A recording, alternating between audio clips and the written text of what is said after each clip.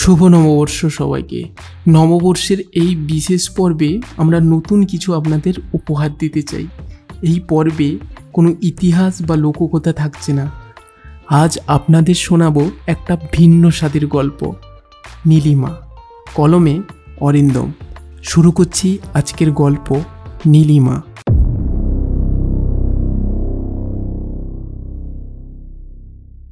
তখন সবে বর্ষা নেমেছে।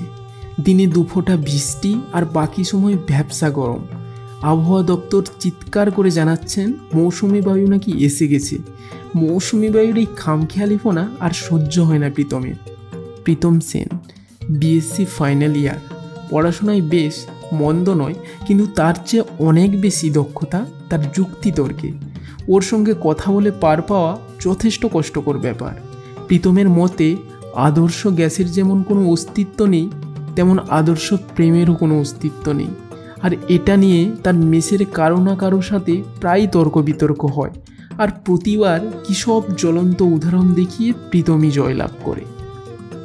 রবিবারের দুপুরের খাওয়া দাওয়া সেরে এমন টেনে ঘুম দিয়েছে যে ঘুম থেকে উঠে সোমবার বলে মনে হচ্ছে।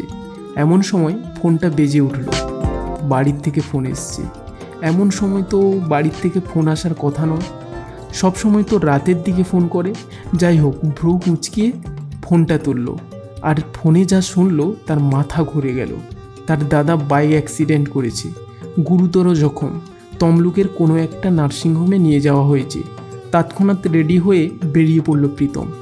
তমলুক পৌঁছতে সন্ধ্যা 7টা বেজে গেছে। একটু আগেই এক পশলা বৃষ্টি তাকে ভিজিয়ে দিয়ে গেল। তমলুক তার কাছে খুব একটা চেনা জায়গাও নয়। অনেক খোঁজখবর করে নার্সিংহোম পৌঁছতে 8টা পেরিয়ে গেল। কেবিনে গিয়ে দেখলো মা, বাবা, বোন, মামাবাড়ির লোকে কেবিন ভর্তি। দাদা আউট অফ রিস্ক, স্যালাইন দেওয়া আছে, ঘুমোচ্ছে। পায়ে আর কনুইয়ে খুব একটা লেগেছে, বেশি কিছু তেমন হয়নি, কিন্তু ঘা শুকাতে বেশ সময় লাগবে। বেশ রাতের দিকে দাদা মায়ের সাথে ধীরে ধীরে কথা বলছে। প্রীতম পাশে বসে ঝিমোচ্ছিল। বাবা ডাক্তারের সাথে পরামর্শ করে বোন আর বাকিদের নিয়ে বাড়ি ফিরেছে। মামা বাইরে পায়চারি দিচ্ছে। মা ঘুমোয়নি একটু। দাদার মাথার পাশে একটা চেয়ার নিয়ে বসেই ছিল। তারপর দিন বিকেলে মামাও চলে গেল। মা আর প্রীতম এখানেই থাকবে দিন সাথে। বাবাও আসবে, কিন্তু ফিরে যাবেন। পরের দিন ভোরে বাইরে বেরোলো প্রীতম। আগের দুদিন বাইরটা ঠিকমতো দেখা হয়নি তার, আর আসার সময়ও কিছু লক্ষ্য করা হয়নি। তখন বেশ অন্ধকার ছিল চারপাশটা। এবার বাইরে বেরিয়ে বোঝা গেল কেন সেদিন এত অন্ধকার লেগেছিল। নার্সিংহোম শহর থেকে অনেকটাই দূরে। পাশের রাস্তাটা সোজা স্টেশনে গিয়ে থেমেছে। আশেপাশে ঝোপঝাড় আছে বটে, কিন্তু তার বেশি দিন থাকবে না। বড় বড় বিল্ডিং তৈরির উদ্যোগ চলছে। পাশে একটা ছোট কলোনি মতো আছে, তবে তা খুব বড়সড় নয়। সাধারণ খেটে খাওয়া মানুষের কলোনি। সামনের এদিক ওদিক ঘুরে ফিরে এবার নার্সিংহোমের পেছনটায় গেল প্রীতম। পেছনে গিয়ে চোখ ধাঁধিয়ে গেল তার। পেছনটা যে এমন হবে কল্পনাও করতে পারেনি সে। নার্সিংহোমের এরিয়াটা বাদ দিয়ে অনেকটা জায়গা নিচু জমি ডোবা মতো রয়েছে। তার পাশ দিয়ে চুন সুরকির রাস্তা। রাস্তা কিন্তু বেশ পুরনো, দেখলে মনে হয় কোনো প্রাচীন সভ্যতার নিদর্শন। রাস্তার দুপাশে হোগলার জঙ্গল, কোথাও পাতলা, কোথাও ঘন, মাঝে মাঝে ছোট বড় ডোবা। ডোবাগুলি শালুক জাতীয় গাছগাছালিতে ভর্তি, আর রং বেরঙের প্রজাপতি কীটপতঙ্গে ভরপুর। এই রাস্তা ধরে অনেকটাই এগিয়ে চলল প্রীতম। হঠাৎ রাস্তাটা শেষ হয়ে গেল। সেখানেও কম বিস্ময় নেই। জায়গাটার চারপাশ জুড়েই রয়েছে পুরনো ভাঙাচোরা পরিত্যক্ত বাড়ি, আর তার এক কোণে একটি পুকুর। বাড়িগুলোকে দেখতে অনেকটা ইংরেজদের বাংলোর মতো, তবে এসবকে বাংলো নয়, অন্য কিছু বলে মনে হলো প্রীতমের। সবচেয়ে অবাক ব্যাপার, রাস্তাটা এখানেই শেষ হয়েছে। খুব ভালো করে দেখছিল প্রীতম পরিত্যক্ত বাড়ি ঘরগুলোকে। বাড়ির ভেতর বট অসুস্থ আগাছায় ভর্তি। ভগ্নপ্রায় বাড়িগুলির কোল ঘেঁষে নানা প্রকার নাম না জানা ফুল ফুটে রয়েছে। সেগুলো যেন কেউ যত্ন করে, অথচ মনে হয় না এই রাস্তা দিয়ে কেউ চলাচল করে। চারপাশটা দেখতে দেখতে বেশ ভালো লাগছিল প্রীতমের। পকেট থেকে মোবাইলটা বের করে কয়েকটা ফটোও তুলে নেয় সে। ফটো তুলতে তুলতে শুনতে পায় কেউ যেন গুনগুন করে গান গাইছে। এতক্ষণ পর্যন্ত সে যে কোনো মানুষের অস্তিত্ব পায়নি এতক্ষণ পর সেটা মনে হলো। গুনগুন আওয়াজে খানিকটা কাঁটাও দিল তার। কান খাড়া করে শুনবার চেষ্টা করলো প্রীতম। গুনগুন করে কে যেন মিষ্টি সুরে গান গাইছে। ওই পুকুরের দিকেই আওয়াজটা ক্রমশ স্পষ্ট হচ্ছে। আওয়াজ অনুসরণ করে যা দেখলো, আরও অবাক হয়ে গেল সে। না, এ কোনো মানব নয়, মানবী, রীতিমতো সুন্দরী। সে যেন কোনো প্রাচীন আর আধুনিকতার বিশুদ্ধ উদাহরণ। পরনে গাঢ় বেগুনি রঙের কুর্তি, হাতে সোনার চুড়ি, চুলটা পরিপাটি করে বাঁধা, সাদা সাদা কিসব ফুল নিয়ে গুনগুন করে রবীন্দ্রসঙ্গীত আওড়াচ্ছে আর শালক ফুল তুলছে। এমন মেয়ে এমন জনমানবহীন জায়গায় প্রীতমের বিশ্বাসই হচ্ছিল না প্রথম। সে তাকিয়েই ছিল এক দৃষ্টি। এবার মেয়েটার সঙ্গে চোখাচোখিতে প্রীতমের ঘোর কাটল। মেয়েটিও গান বন্ধ করে অনেকটা বিস্ময়ে রাগি রাগি চোখে প্রীতমকে দেখল। তারপরে পুকুরের পাশ দিয়েই ঝোপে ঝাড়ে ভরা রাস্তা দিয়ে চলে গেল। সঙ্গে সঙ্গে পুকুরের পাশে ওই রাস্তার কাছে এসে দেখল ঘন ঝোপে ভরা এই সরু রাস্তাটা এঁকে বেঁকে দূরে কোথাও হারিয়ে গেছে। মেয়েটিকেও আর সে দেখতে পেল না। সম্ভবত এর পেছনে কোনো জনবসতি আছে, কিন্তু সে রাস্তা এগোতে সাহস পেল না প্রীতম।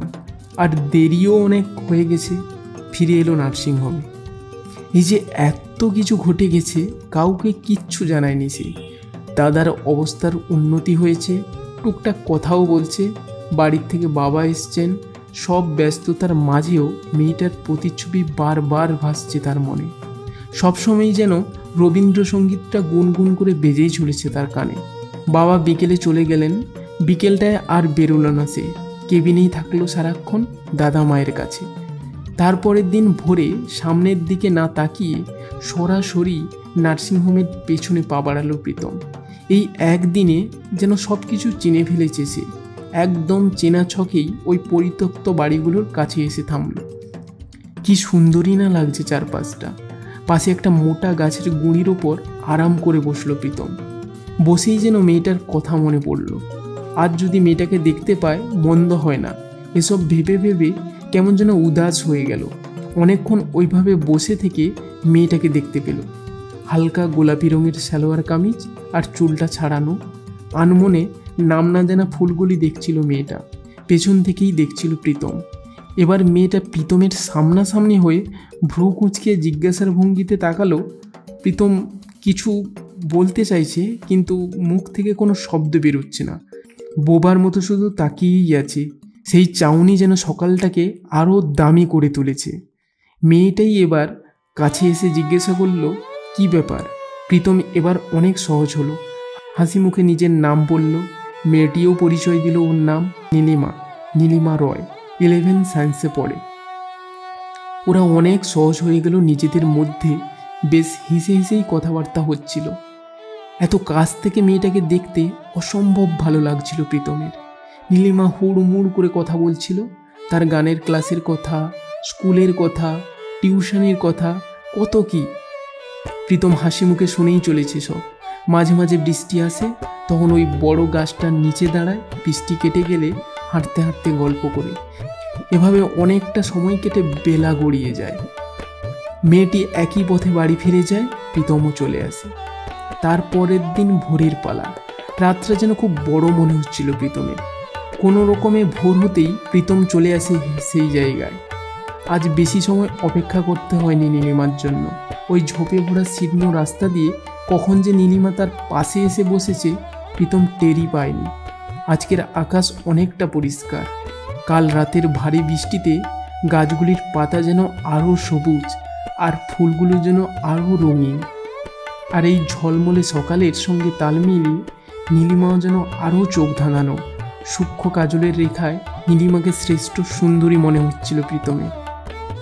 আজ সব কিছু ঘুরে ঘুরে দেখাচ্ছিল নীলিমা। কোনটা কি ফুল, কি গাছ, আরও কত হাবিজাবি বলে যাচ্ছিল প্রীতমকে। এদিকে দাদার অবস্থা অনেকটাই উন্নতি হয়েছে। নার্সিংহোম থেকে এবার রিলিজ দেবে। এ ব্যাপারে বাড়ির লোকের সাথে কথা বলার জন্য ডেকেছে। মায়ের কথা মতো প্রীতম রিসেপশনে গেল। ম্যানেজার অন্য একটি টুকরো কাজে ব্যস্ত ছিল। প্রীতম চেয়ারটাতে বসে দাদার মেডিকেল ফাইলটা দেখছিল। হঠাৎ দেওয়ালে টাঙালো ছবিটায় চোখ পড়ল প্রীতমের। ছবিটা চিনতে বিন্দুমাত্র অসুবিধা হয়নি তার। ছবির নিচে লেখা নীলিমা রয়। ছবিটাতে সাদা জুঁই ফুলের মালা গলানো, পাশের ধূপদানি থেকে সাদা গাঢ় ধোঁয়া উঠছে। ম্যানেজার এতক্ষণে প্রীতমকে লক্ষ্য করে ছবিটার দিকে তাকিয়ে বলল, নীলিমা রয়, বড় ব্যবসায়ীর মেয়ে, পড়াশোনায় খুব ভালো ছিল মেয়েটা। শুনেছি দারুণ গানও গাইতো, আর একা একা বনে বাদারে ঘুরে বেড়াতো। আমাদের পেছনের যে জঙ্গলটা, ওহো তুমি তো জানো না, এখন তো প্রাচীর দিয়ে ঘেরা। ওই জঙ্গলের পেছনের দিকে কোনো একটা ডোবাতে পড়ে মারা যায় মেয়েটি। মেয়েটার ডাক্তার হওয়ার ইচ্ছে ছিল, তাই তার বাবা তার নামে নার্সিংহোমটা তৈরি করে, নীলিমা মেমোরিয়াল নার্সিংহোম। সঙ্গে সঙ্গে প্রীতম উঠে গেল, এক দৌড়ে নার্সিংহোমের পেছনে গেল। নার্সিংহোমের পেছনে একটি ডোবা, তারপরে উঁচু প্রাচীর দেওয়া, আর কোনো রাস্তার কোনো অস্তিত্ব নেই সেখানে।